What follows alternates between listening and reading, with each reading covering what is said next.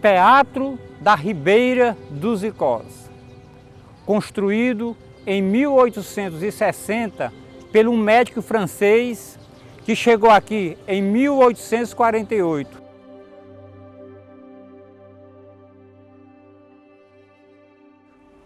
Que era o Dr. Pedro Franco Tebege. Construiu esse teatro em estilo neoclássico. Para a época, o neoclássico era uma coisa moderna, porque nós só tínhamos o barroco e o colonial. Além do estilo neoclássico, o Dr. Tebege se inspirou em Palladio, que foi um arquiteto da Renascença. Nós podemos observar que, além do neoclássico, esse teatro tem inspiração palladiana, pelas suas colunas que estão na fachada, como também no foyer e aqui no palco. Esse teatro, durante muito tempo, ele funcionou como casa de espetáculo.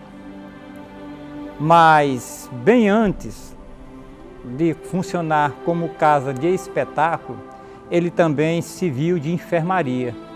Foi durante a grande epidemia do cólera mórbido, que começou aqui no Icó em 1862, que dizimou um terço da população do Icó. Nós podemos observar a importância cultural do Teatro da Ribeira dos Icós para o estado do Ceará, por ser o primeiro a ser construído no Ceará e o primeiro a ser construído no interior do Nordeste como estilo neoclássico. Esse teatro, por ser um teatro antigo, existem muitas lendas a respeito desse teatro. Uma das lendas é que no dia da inauguração desse teatro, o Dr. Pedro Tebege, ele convidou toda a sociedade para vir assistir uma peça que seria um concerto de piano. Mas o que foi que aconteceu? As mulheres de Icó eram muito orgulhosas. Cada uma queria se vestir melhor do que a outra. As roupas das mulheres de Icó, a maioria delas era comprada na Europa. E no dia da inauguração, cada dona de casa mandava um escravo vir olhar para ver quem tinha chegado primeiro, para ver a vestimenta uma da outra. Foi o que aconteceu. Nesse corre-corre, uma dona de casa mandava um escravo vir olhar para ver a vestimenta uma da outra. Passou a noite e não teve público, e esse teatro nunca foi inaugurado. Segundo conta alguns historiadores, entre os quais o grande historiador Gustavo Barroso. Outra lenda a respeito desse teatro é que logo ao lado do teatro morava o Barão do Crato, e ele era muito orgulhoso e não queria se juntar com a sociedade. Foi o que ele fez. Ele mandou construir um túnel para vir para o teatro. Essa é outra lenda a respeito do teatro. Mas esse teatro, além de ser histórico, que ele é tombado a nível estadual, como também a nível federal, e hoje ele está sob proteção de lei federal, não se pode mexer na sua arquitetura. Mas na década de 50, aqui funcionou também como cinema, que foi o Cine Nordeste, que foi até o final dos anos 60. Depois funcionou também como uma rádio, que teve aqui a Rádio Jaguaribana, também a Rádio Rio Salgado. E nos anos 80, esse teatro também funcionou como cinema, que era o Cine Boró, que funcionou muitos anos aqui nesse teatro, e eu tive a felicidade de ser uma das pessoas que participei também em trabalhar no Cine Boró. Outra coisa interessante que aconteceu aqui nesse teatro foi em 1862, que foi a grande epidemia do cólera, né? Como eu já falei, esse teatro ele serviu de enfermaria.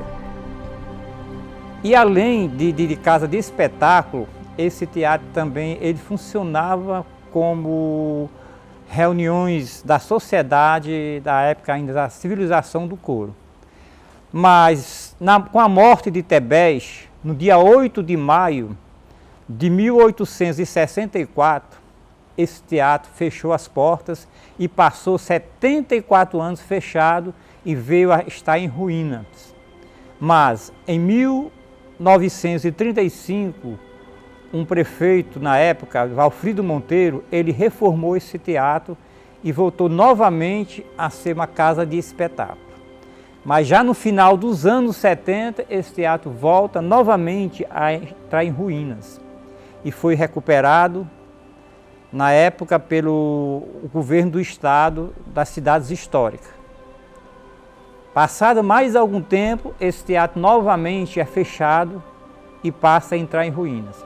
Aí, com o programa Monumenta, que foi um programa do governo federal, juntamente com o BID, esse teatro passou a ser novamente reformado e restaurado. E hoje ele está com as portas abertas, atendendo todos os artistas aqui da cidade como da região, funcionando também como casa de espetáculo.